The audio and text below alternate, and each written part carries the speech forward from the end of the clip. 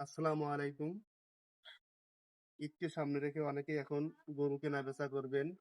দেখা যায় যে গরু কেনা-বেচা করলে এখন বর্তমানে সবাই শুধু গরুর লাইভ ওয়েট জিজ্ঞেস করে, লাইভ ওয়েট জানতে চায়।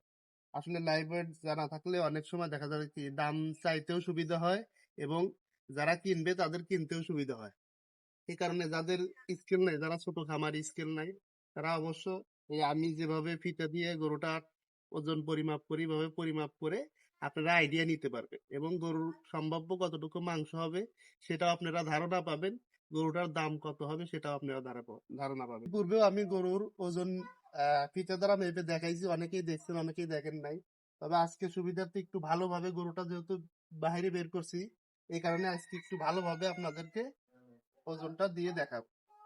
এটা হচ্ছে বুকের বের। বুকের বেরটা এই চোট যে আছে, এই চোটের এই নিচ দিয়ে এভাবে এবং এই যে এখানে যে বগলের নিচ দিয়ে আছে এইভাবে আপনারা এই ফিতাটা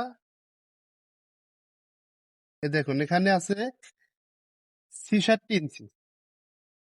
বুকের বের হলো 66 ইঞ্চি। এরপর এই পাশে যে হাড়টা আছে, লেজের এইখানে যে হাড়টা আছে, এখান থেকে এই কোণর যে সামনের যে হাড়টা আছে এইখান পর্যন্ত দৈর্ঘ্যের মাপ নেবে। এই দেখুন।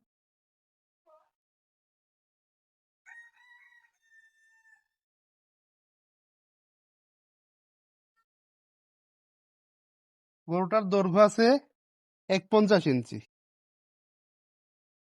51 ইঞ্চি আর বুকের বের 66। এটা আমি এখন আপনাদেরকে গুণন দিয়ে দেখিয়ে দিই। বুকের বের প্রথমে 66 ইঞ্চি গুণন, বুকের বেরটা দুইবার নিতে হবে, এই যে আবারও 66 ইঞ্চি গুণন ই হলো কত, 51, দৈর্ঘ্য হচ্ছে 51। এই টোটাল যে সংখ্যাটা বের হলো এটাকে ভাগ দিতে হবে 660 দিয়ে।